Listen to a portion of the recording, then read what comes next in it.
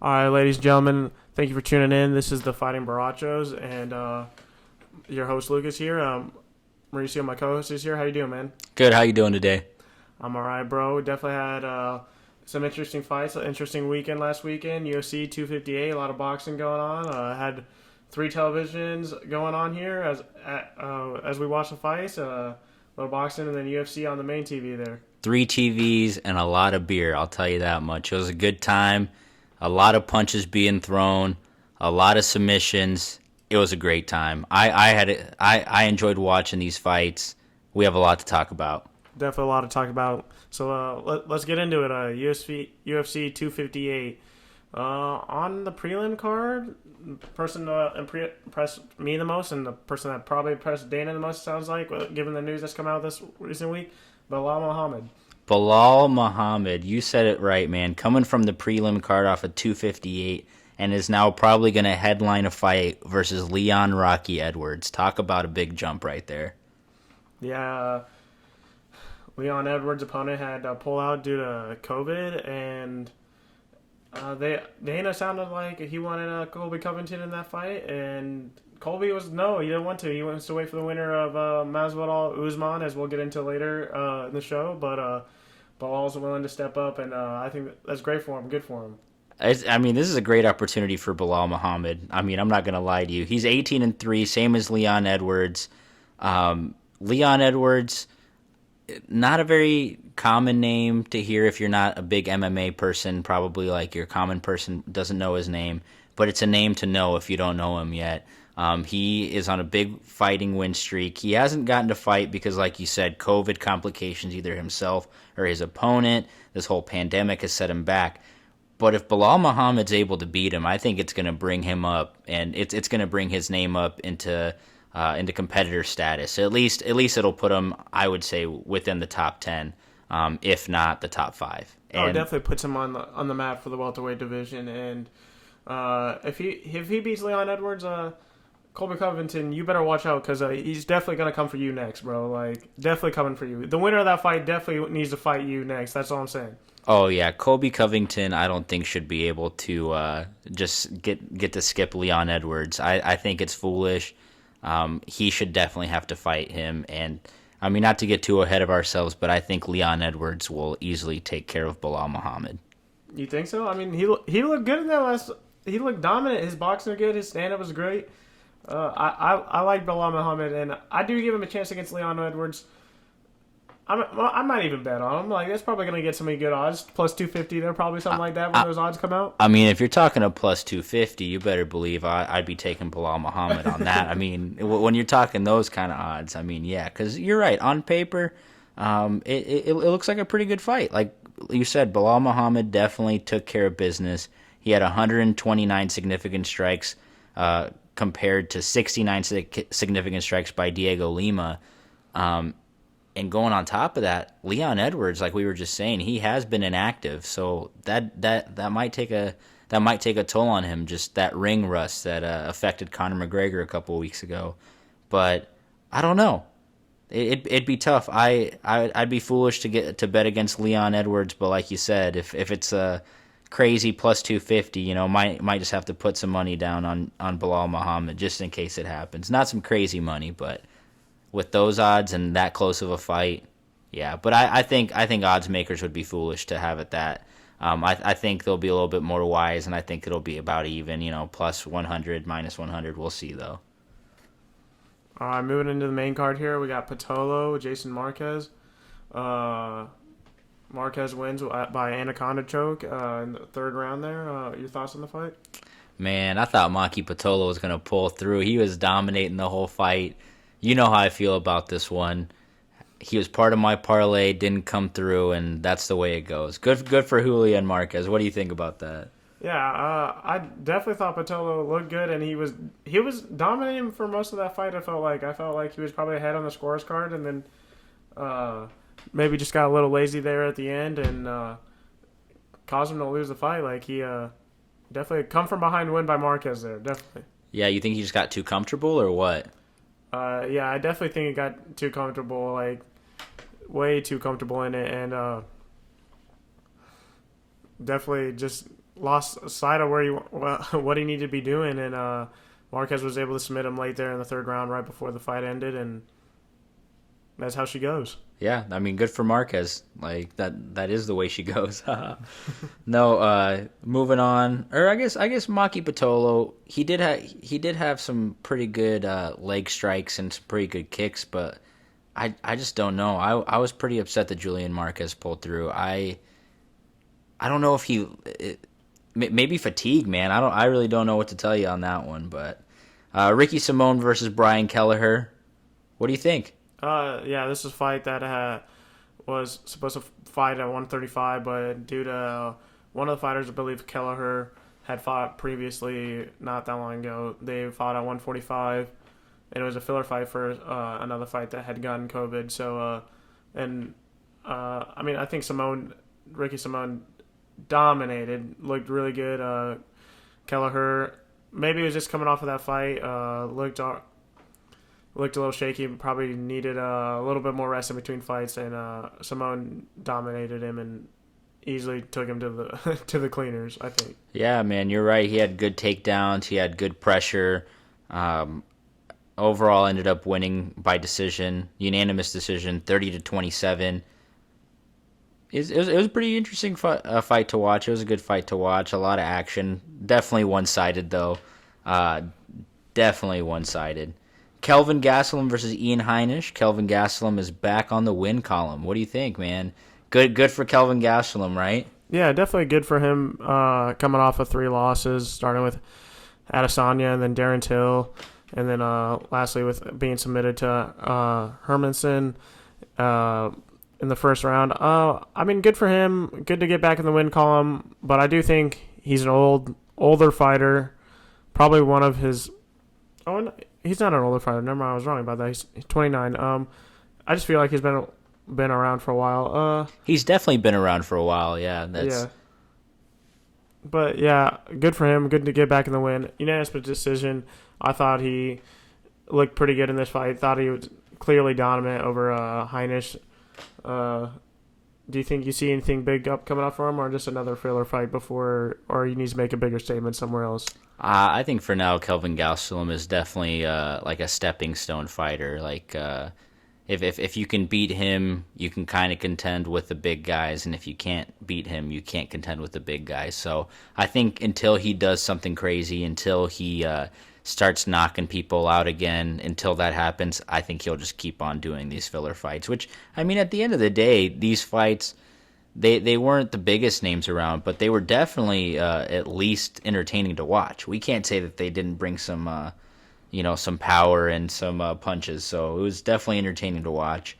None maybe more entertaining boxing-wise than Alexa Grasso. What do you think, Lucas? No, I definitely love that. Oh, dang. Lucas's P-Hub just popped up, ladies and gentlemen. Don't know what that was. Just some random tab. Definitely. Dude, were those some trannies, bro? Definitely liked Alexa Grasso in her fight. I thought her striking looked really good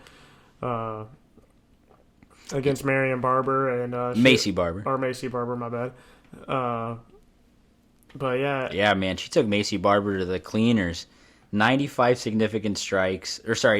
total strikes by Alexa Grasso compared to 50 by Macy Barber. Significant strikes, so they were about the same, 40 and 38. But it was definitely, like you said, a boxing clinic. Like I said, a boxing clinic by Alexa Grasso. I feel like she just looked like the better fighter all the way through.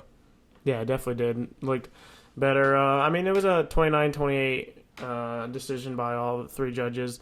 So Barber, she did have her round and have her moments, but I think Alexa Grasso definitely looked more dominant, and that's what you get for betting against Mexicans there, buddy. Hey, fuck you, buddy. Going into this, a lot of people were talking well about Macy Barber, and I went against my people, and that's what I get. I lost that bet, and deservingly so. No, that's pretty funny. Kind of transitioning to something else. We'll come back to the main event here. Today is the 3-year anniversary of when Nate Diaz lit up a J during open training before a UFC event. Oh, Did you watch that video today? Yeah, no, I didn't even notice that. It is. It was. What fight was that for? I want to say it was UFC 244. I can't remember who he was fighting, but yeah, it was during his open training. He it didn't really look like he wanted to be there, to be completely honest with you. He threw some strikes, didn't really do any training, didn't really do any workouts, and then just kind of went off to the camera and lit up a J. But I think it was up on ESPN MMA if you have a chance to look at it later, on Twitter at ESPN MMA. But it was a funny video, and God, you gotta love Nate Diaz for doing shit like that. Oh yeah, definitely Nate Diaz, the Joker of UFC fighters. Definitely the funniest guy, one of the funniest fighters anyway, and personality wise. And those media training sessions are just BS anyway. They ain't gonna show you anything crazy. They're just gonna work some pads and nothing. You're not gonna see anything crazy during those things that's gonna lead on to anything in the fight. I don't think. Oh, definitely. But I mean, you got to remember, this man was a fighter. I believe at the time marijuana was a banned substance. It no longer is by the USADA. There are some what are they called? Like the Nevada State Commission? Yeah, the athletic commissions. Yeah, like some athletic commissions, they still have it banned. So it's not all the way legal for fighters to use anyways. But at the time, they were in Texas, I believe. And this crazy motherfucker just lights up a J just right before one of his fights. I mean, obviously, we all know Nate and Nick Diaz have both tested positive for marijuana in the past. But in my opinion, who cares about a little bit of weed, to be honest with you? I don't think it's a performance enhancer for the fighters too much. If anything, it makes them a little bit sleepy up there. But I think it's great because we went from Nate Diaz we went from that being like major news, a major scandal 3 years ago, to now fighters being able to indulge in cannabis. So I think that's a big step forward, and I just thought it was a funny video to watch. Definitely a hilarious video. But how in 2018 is Dana White going to look at his fighters and be like, oh yeah, one of your commentators every podcast, Joe Rogan here, just lighting blunt after blunt after blunt. But nah, you ain't smoking nothing, bro. Like, no, I definitely agree with you on that. But Joe Rogan's been fucking doing shrooms on his podcast, doing crazy stuff. But no, anyways, back to the UFC 258, Usman versus Burns main event. Kamaru Usman, Gilbert Burns. We were all excited. The emotions were there. We saw the emotions when Usman beat Burns. Burns just cried like a little bitch, and Usman had to go ahead and console him.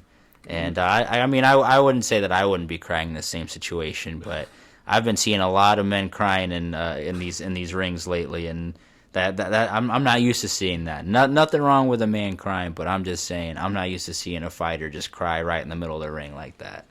Come on, bro. You gotta hand it to Burns. He worked all the time and all that, put in that hard work, and I mean, if to fall short at that moment, that's gonna eat you up, bro. Come on. I mean, it eat me up for sure, dog. I'm not saying it wouldn't, but you can't give Kamaru that satisfaction. At the end of the day, I think they're friends. They'll probably still be friends after this, but no. All jokes aside, there was probably a lot of emotions going into it. Oh, definitely a lot of emotions, and I think that we saw that how Burns came out right away, wanted to stand there and fight with Usman, and Usman let him do it. They decided to trade blows in the middle of the ring, and Usman got caught early. He got caught early, and he can't be doing that because other fighters are going to see that and be like, he's weak, he's vulnerable. You think so? I mean, Burns definitely clipped him, but not that early, bro. You can't come in that early being that shaky, bro. Come on. I mean, he was able to still stay upright. He has a pretty good chin. He fell over, bro. He was on all fours. I know, but what I'm saying is, like, he came back from it. Like, he took it, but he wasn't completely knocked out. Like, he did take it, but he definitely looked rocky there for the first couple minutes of the first round there, and but definitely took over the fight.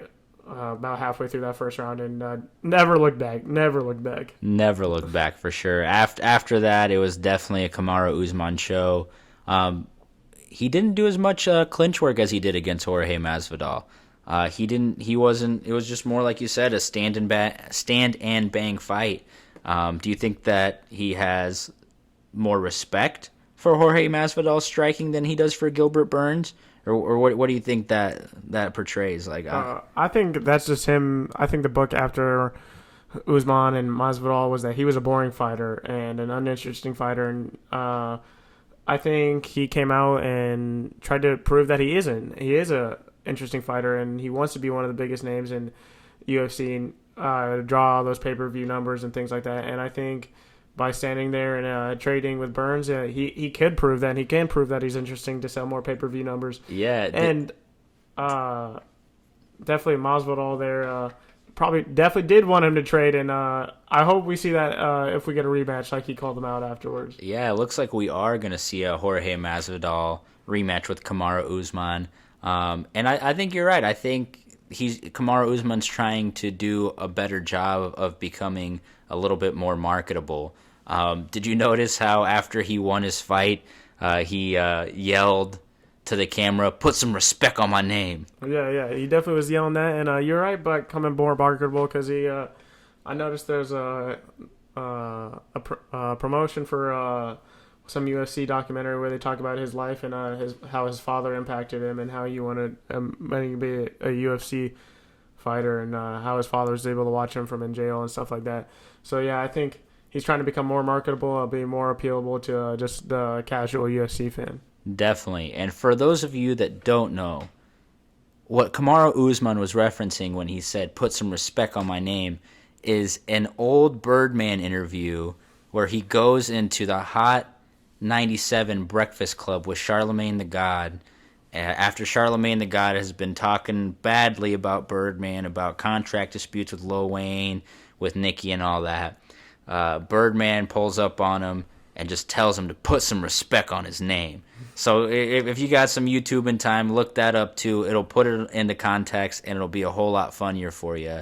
But yes, we all do need to put some respect on Kamaru Usman's name. And yeah, man, I didn't realize Kamaru Usman's dad was in jail. Yeah, I didn't realize that either. It seemed like he was out now, according to that promotion or previews there, and he's able to watch his son fight in the UFC. But yeah, I didn't know that, and definitely a different side of Usman we saw there during that promotion there. Yeah, man, call me racist. I didn't think Nigerians went to jail, dog. I thought they were all upstanding human beings when they got over here. I'm not even lying. But hey, good thing that Kamaru Usman's dad's out now. No joking about the prison system. But yeah, man, I would die to watch Kamaru Usman versus Jorge Masvidal too. You better believe I didn't learn from my mistake the first time. I would probably still put money down on Jorge Masvidal unless there's some crazy reason he'd be the favorite, which no way. Kamaru Usman should come out as the favorite. And if it's some crazy odds like they were this last week, and I think it was like plus 250 for Gilbert Burns, if it's like plus 250 for Jorge Masvidal, might just have to waste another $200. All right, so it sounds like we know what Usman wants to do next and what we see for him next, and that's fighting Masvidal. But what do you see for Burns next? So you think he fights? The guy doesn't have a fight yet. Colby Covington or Leon Edwards or even Bilal Muhammad, maybe. I think we should see what happens with Bilal Muhammad versus Leon Edwards. But I think the only thing that would make sense right up next is Gilbert Burns versus Colby Covington. I don't think Colby Covington deserves a title fight quite yet. I don't think he has done enough since his previous title fight, which he lost to Kamaru Usman with a broken jaw. So I don't think he should be fighting Kamaru Usman quite yet. But Gilbert Burns just lost. I think it'd be a good fight. Yeah, I think styles makes fights, and Burns and Colby Covington both like to trade quite a bit. It seems like they're both punchers and definitely come out swinging every time. So I think it'd be definitely an interesting fight. You think Colby Covington's going to be as interesting now that Trump's not president? What's he going to be yelling every week now? Yeah, who knows what that guy's crazy slant is, and to be honest, if he just shut his mouth, I wouldn't care. But Burns, I think Burns beats Covington, to be honest, and I think. See, you think so? Colby Covington, although he might not be well liked as a person, he's a pretty good fighter, man. He's a pretty good fighter. I think out of Burns, Masvidal, and Covington is the one that was able to give Usman the most problems, in my opinion. Like out of all three fights, I think Covington fought Usman the best. I would like to see a rematch eventually, but I don't know if right now's the time for that. Oh, probably not the time for that right now, but definitely interested to see what happens. Going from that, let's talk a little bit of boxing. Big couple of cards this weekend. We had Jojo Diaz versus Rakimov, and the reannouncement of Richard Comey after he got brutally knocked out by now lightweight champ Teofimo Lopez. And Richard Comey seems to have been able to put himself into the conversation for a lightweight chance or a lightweight belt again after winning last weekend by dominant fashion by knockout. I'd watch that fight, to be honest with you. That was a good knockout. Yeah, definitely good knockout, and maybe Richard Comey, maybe against Lomachenko would be interesting just to see. Just to see, like, I think that'd be an interesting fight. Or who would win that? I'd still give it to Loma. I'm definitely giving it to Loma still, but like, why not? Like, no one wants to fight Lomachenko right now, and I don't know what Richard Comey's who's gonna want to fight him either, to be honest. Like, no, man. If Richard Comey versus Lomachenko is on there, sign me up. I'll watch it. I think Loma all the way. I don't know. I did call that Teofimo would win that fight against Lomachenko, but I just don't think that Comey possesses the skills that Teofimo does, and I think Lomachenko wins that fight, no problem. Great fight, though. Probably would be a great fight to watch. Yeah, hopefully a great fight.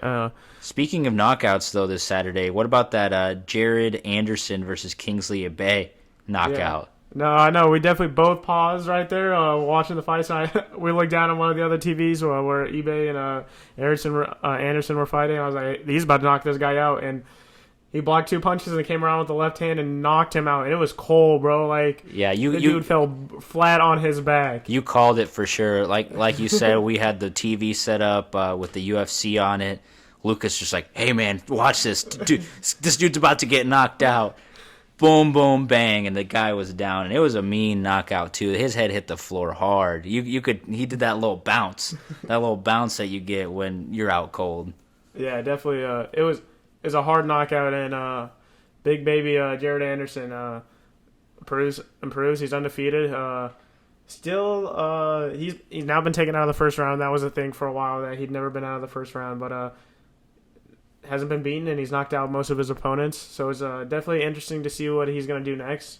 I think COVID and being in the ESPN boxing bubble has definitely helped him propel his career. Definitely not up there yet to go fight up for a world title fight. He definitely got quite a few fights until then, but definitely a hell of an interesting fighter to watch. Yeah. Knockouts galore. Do they have a bunch of fighters in that bubble? Do you know about how many fighters? He's been in there. He's been one of the most like active ones in the bubble. Like, I know he's fought like 3 or 4 times at least now, and he's all bound first round knockout at least. Damn. And yeah, he's definitely up and coming. I know he was on I think it was 2016 Olympic team for the USA. So nice.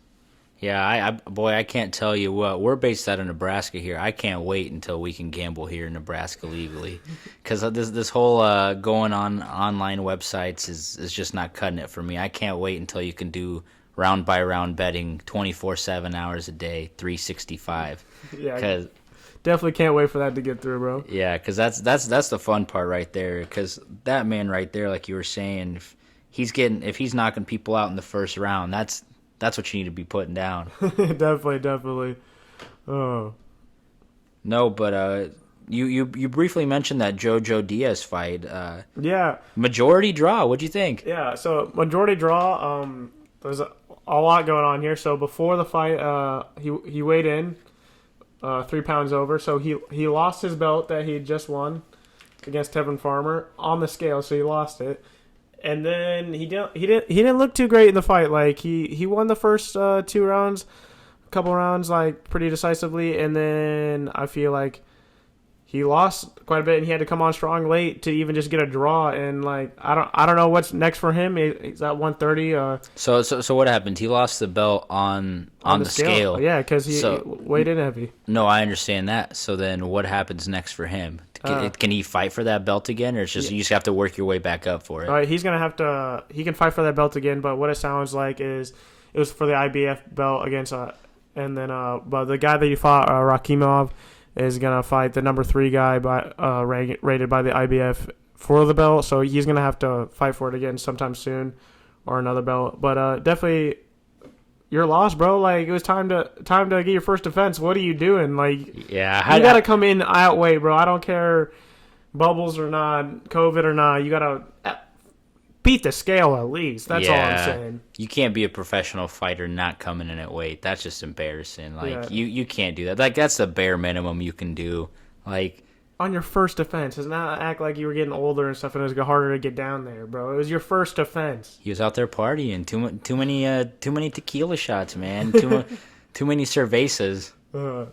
Maybe, but yeah, that was it for this week, for last weekend in boxing. But let's preview this upcoming weekend UFC and boxing. Let's start with UFC Fight Night. All right, UFC Fight Night. I have one prelim to look out for. We have Nate Landwehr versus Julian Erosa. Nate Landwehr is 14-3. He's got 8 knockouts. Julian Erosa 24-9. Only 3 of his wins have come from decision. All other fights have been finished within the fight time. So that's pretty impressive. So I think this prelim fight is probably going to be one of the best ones to watch and to look out for. You never know. Prelims can always surprise you. I always like watching fighters that don't have that big of a name just because they're out there trying to make a name for themselves. Like, that's where you get like the Joaquin Buckley kicks and all that crazy shit, is when people are hungry. But I think that'll be a good fight to at least watch. I would stay away from it betting though, guys. Last time I checked, I think it was pretty even odds, and both of these guys have that knockout or finish potential. Julian Erosa is probably more submission based. His last 2 fights are come from submission. Next up, Andrei Arlovsky versus Tom Aspinall. This is another old man versus young guy fight over here. How many of those have we had lately? Definitely quite a few of them. Talking about though Nate Landwehr, Dana White's hype about this fight. I saw on the UFC Instagram page. He was previewing this fight and wanted to talk about it a little bit. So surprised you even caught that. But Andrei Arlovsky versus Tom Aspinall. Arlovsky been in the UFC for quite a while, for a fat minute now. Oh yeah, I I remember watching him probably back in like UFC 140 something, or something like that, when I watched it with my old man. Yeah, I think it's another. Hey, if Tom Aspinall is able to pull it off against Andrei Arlovsky here, it propels his career to the next level, and another almost gatekeeper type of thing here. Definitely. So I think I'll probably have to go with Tom Aspinall on this one, man. Tom is 9-2. His last 5 5-fight win streak, have been by knockout. You know what his last loss was? When was his last loss? His last loss was obviously 6 fights ago, but it was by illegal elbow. So the man was actually winning the fight, and I believe he finished the guy, but it was a 6-12 elbow, which is illegal in MMA when you go up and down. So due to that illegal elbow, he was actually disqualified and lost. So this man, in some people's eyes, in my eyes, even though it doesn't count, unofficially this man is 10-1. So I think that this is definitely a gatekeeper fight. And even though Andrei Arlovsky has more experience in the octagon, I believe this is Tom Aspinall's only 3rd fight in the UFC. I think Tom Aspinall has fucking dynamite in his hands. I think he's going to make this happen.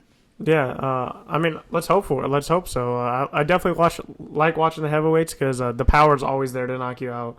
Yeah. Oh, yeah. Always there. But Arlovsky, what are you doing climbing in the cage at 42, bro? Like, hey, man. Come on, somebody get this guy a Corona and a beach somewhere. Like, it's either this or a greeter at Walmart. No, I'm not saying Andrei Arlovsky couldn't go coach or something. I was just making an old joke.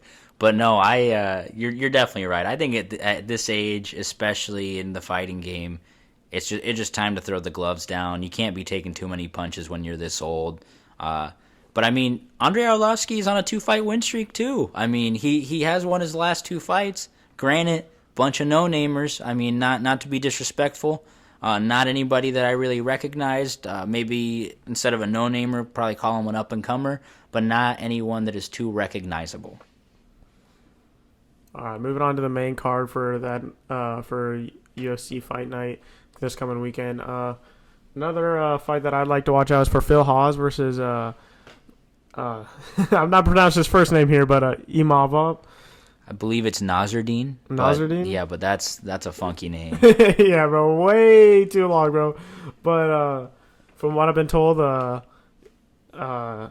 Nasruddin here is a French up-and-comer. He's supposed to be an up-and-coming fighter. He looks really good. And same for Phil Hawes, and this is kind of like one of our careers is going to go one way, and the other guy's career is going to go another way.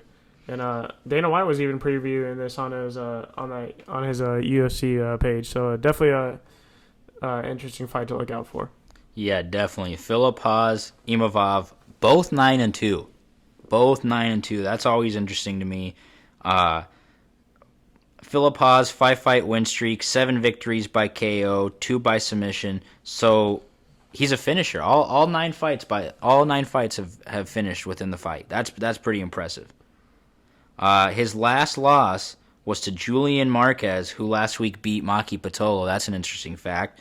I don't really think that holds much water, this week, but I just thought that was interesting. But yeah, man, this will be interesting to watch. Nasruddin, I believe, is a little bit more submission oriented. So you're gonna have a striker versus a submission specialist here. But yeah, like you said, Dana White is hardly ever wrong when he tells you it's gonna be a good fight. Yeah, hopefully. I'm gonna back the Phil Hawes though here. Like, let's back the American. Fuck the French. Oh, definitely. Phil Hawes, man. His last victory was 18-second knockout. So, yeah. Fuck la revolution, French. Yeah, definitely back that knockout power. And I definitely love watching knockouts. And I think that's why the main event is Curtis Blaydes versus Derek Lewis, to be honest. UFC loves knockouts, and I think that's what they're trying to get in this fight between Curtis Blaydes versus Derek Lewis. Yeah, man. Speaking of knockouts, another fight on this card, Alexei Oleinik versus Chris Daukaus. Alexei Oleinik, another old man. I don't know how old this guy is, man. He's definitely 43, bro. Yeah, I was gonna say he's definitely over 42. He's 43. Yeah, 43. Man, the years have not been kind to him because compared to Andrei Arlovsky probably looks like he's still in his 30s, maybe. Alexei Oleinik has been drinking vodka all his life or something, bro. Because this man looks like he's 60, but he still has that submission power. He has won in the recent past. His last fight though was against Derek Lewis, a loss to Derek Lewis. And Chris Daukaus here, he's on a 3-fight win streak. More importantly though, he is on a 3-fight win streak with 3 first-round knockouts. And that is why I was saying earlier that I wish gambling was legal in Nebraska already, Lucas. Because you go on some of these sites and they don't let you do round betting right now, but you better believe Vegas lets you do round betting all the time. Yeah, heavyweight matchup here, and I'm thinking Daukaus wins this easily, to be honest. Not to shame the Oleinik and what he stood for and what he's been for the UFC, but I think it's Daukaus' time here. Chris Daukaus, first round knockout. I'm calling it right here, right now. You heard it here first. I think he's going to continue with the streak. You're definitely right. Alexei Oleinik, he's a great fighter, but he's already proven in his last fight against Derek Lewis that he cannot take the power. He's just getting old. The chin's not what it used to be, and there's no shame in that. He's definitely a great fighter in his prime. He still can probably continue to be a good fighter against some of the new up and comers and the no namers. But I guess this will be a test to see if he's still a competitor, if it's time to hang up the gloves. Yeah, and we'll see here. Definitely interesting to see what happens here in that fight. Looking at the card, anything interesting to you other than the main event here? I mean, we have Caitlin Vieira versus Yana Kutasenyaka. Is that how you pronounce it? I don't know how you pronounce that. I hope that's how you pronounce it because that's about as close as we're gonna get. Yeah, for sure. That one, the odds are saying it's going to be completely one-sided for Caitlin Vieira. I'd probably agree with that, to be honest with you. Caitlin Vieira is 11-1. Giannis 13-5. Both ladies have just won their last fights, but the previous fight before that was a loss for both of them. But I mean, like, how do you take that? You know, like, I'm trying to relaunch her career. Well, for definitely Vieira, who was 11-0 before her or 10-0 in her last fight, before she lost anyway. Probably trying to. She's probably close to at least to getting you would want to say a title shot, and probably hoping like a couple more wins here would put her within right back in those talks and getting a title shot. And I think that's what she's hoping here to do with this fight. yeah, definitely. Yana is definitely not a well-known name, but I mean, she has fought for the belt before. She fought against Chris Cyborg and lost, but still, she's not new to this. Caitlin Vieira, though, I believe has beat Aspen Ladd, and that was Yana's last loss. So not really that you can do MMA math, but if you look at it just that way, Caitlin Vieira has beat Aspen Ladd. Aspen Ladd has beat Yana, so probably a good projection. But no, on to the main event. Curtis Blaydes versus Derek Lewis. I'm excited about this one. My balls are hot. Derek Lewis, absolute OG. Yeah, definitely. UFC gold mine there. Definitely good on the mic. I don't know if you saw UFC like released a like a short little snippet of his best times on the mic. He fucking brought out a like Russian interpreter one time just to have so like he for his post fight for his post fight win interview. Wow, yeah. Words are hard today. He brings out this like Russian interpreter and pretty much makes the guy interpret everything that Joe Rogan says and then just responds in English. Funniest thing ever. Yeah, I saw that. It was pretty funny. Yeah, but no, who you got on this one? I mean, as much as I like Derek Lewis, I think Curtis Blade wins it. I mean, it's definitely gonna be a stand and bang fight, but I think Curtis Blade easily wins it. See, if it's a stand and bang fight, I think it'll go to Derek Lewis.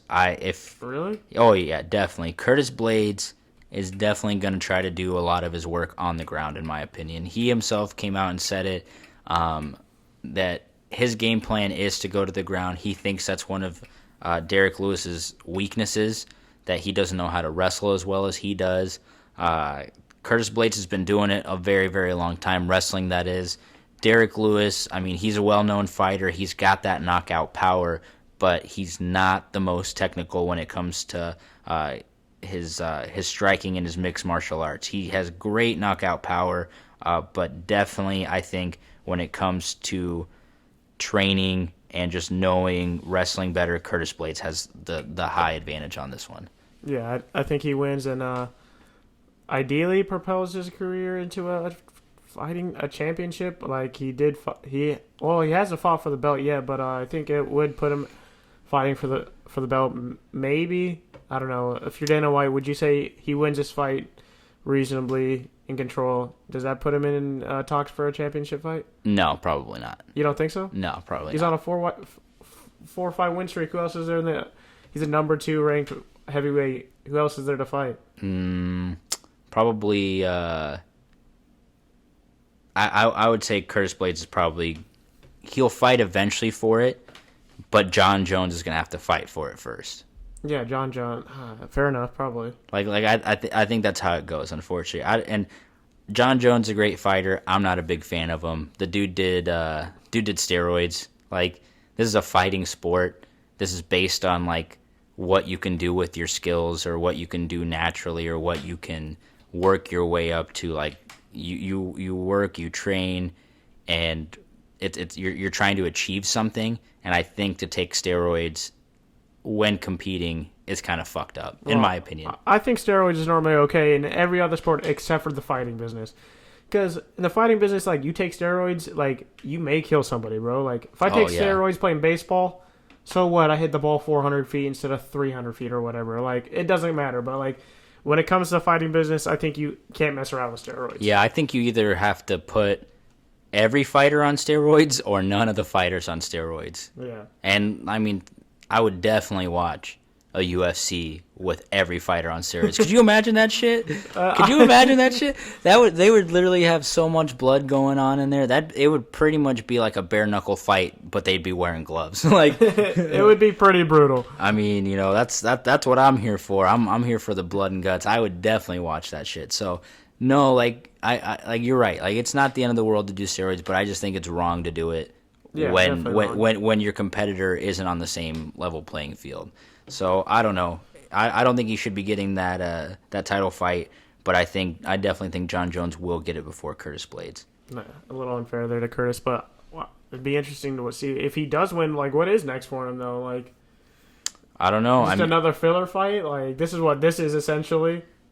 Pretty much. I mean, unfortunately so, because his last loss was to Francis Ngannou, who is now fighting for the heavyweight championship against Miocic. Exactly. So, like, I mean, that's the puzzle. So, like, let's say, all right, they leave John Jones on the sideline, and they do put up Curtis Blaydes against Francis Ngannou.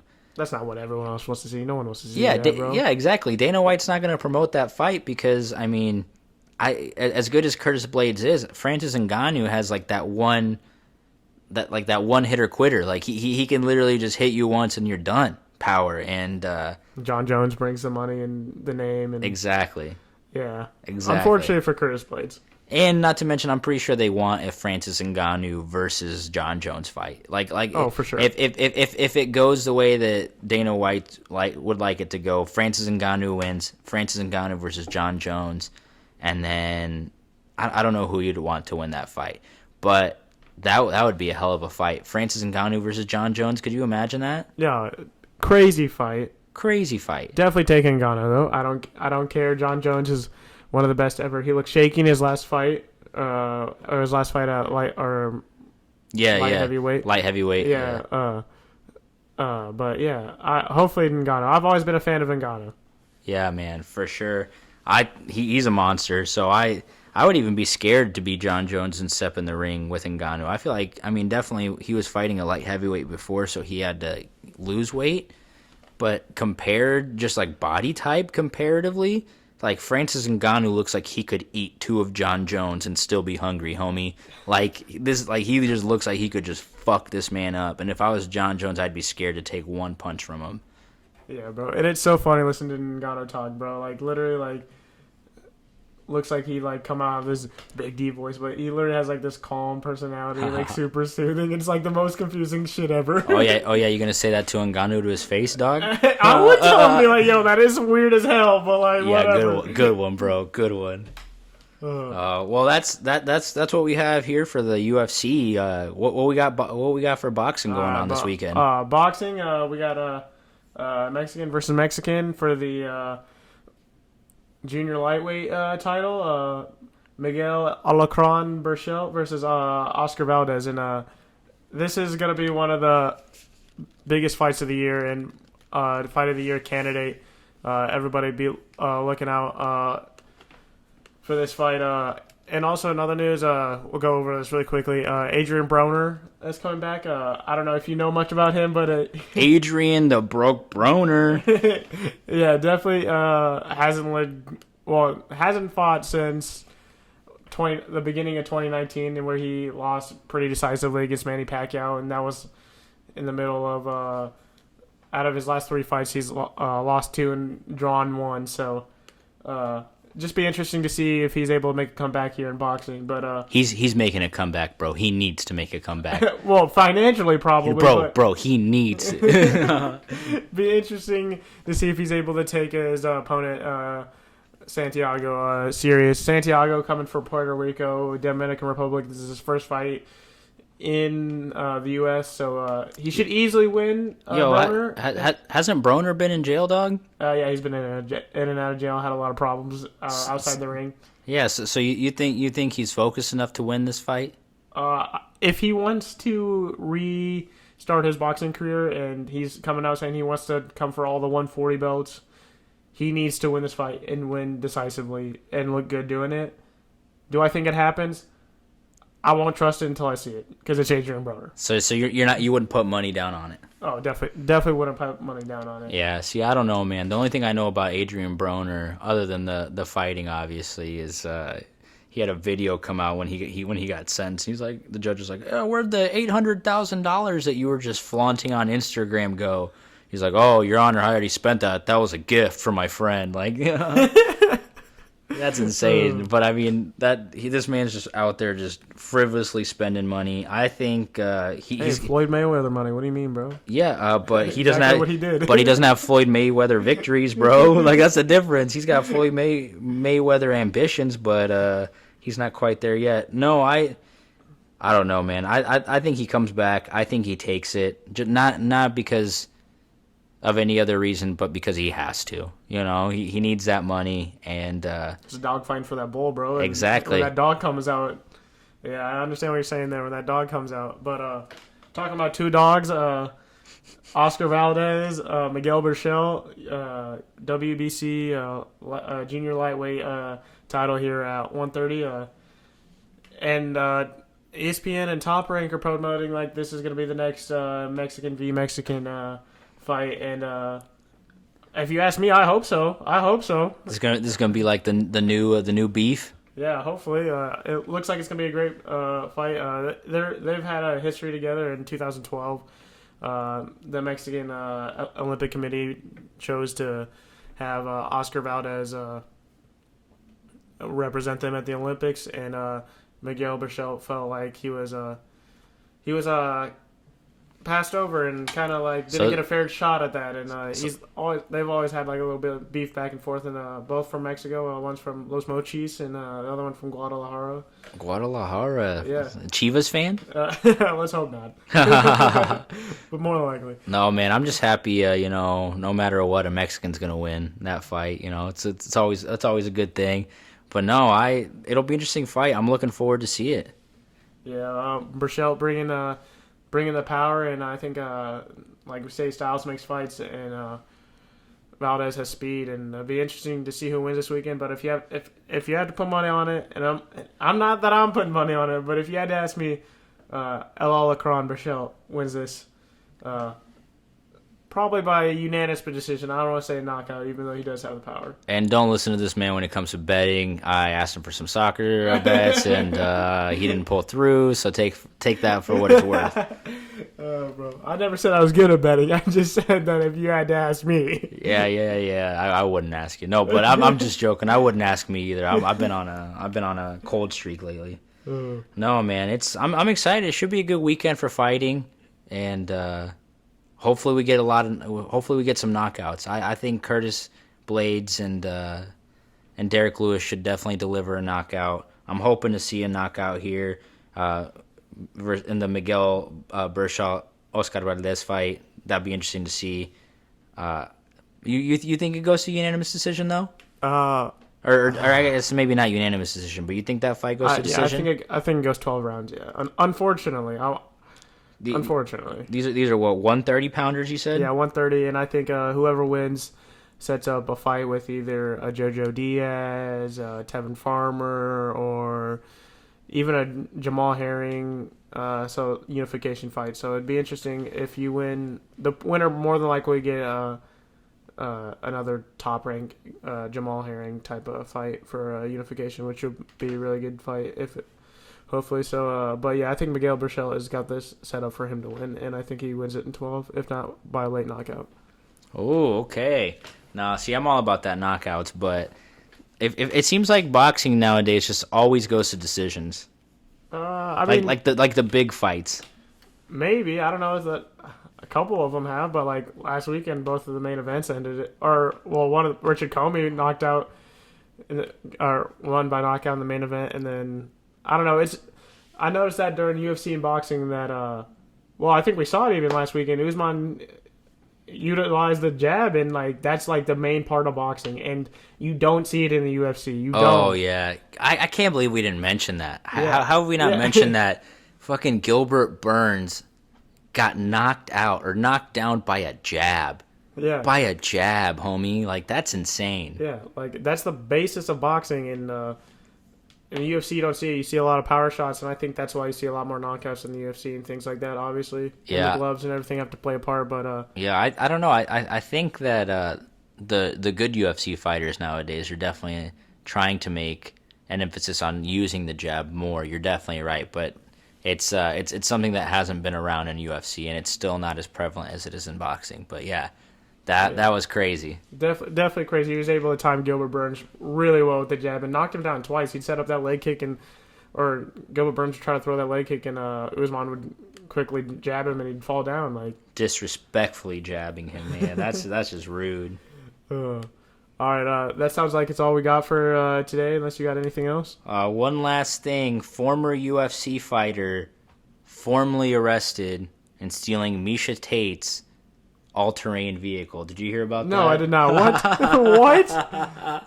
Yeah. Who is stealing Misha Tate's whip up in here? Man, it was one of her ex-boyfriends, but he finally got charged for it. But his Brian Caraway, I think this was about 2-3 years ago that it happened, maybe 4 years ago. But this today, it was finally reported by Yahoo Sports and other outlets that he was formally charged with 4 felonies. Pretty much, he ended up stealing Misha Tate's ATV. He tried to get insurance for the ATV under his name, and then it came back. Then she reported it stolen. She came back, took the ATV back, and then he reported it stolen. So they got him for stealing the ATV, falsifying records, and then also, I think, making a false police report because you can't report something stolen that you stole in the first place, which I think is hilarious. So Jesus. No, but that's all we have for you this week. So in closing, please don't steal any ATVs. And especially from Misha Tate, because she'll probably fuck you up. Yeah, definitely turn in this weekend. Like, subscribe. And this has been the Fighting Barachos. Peace.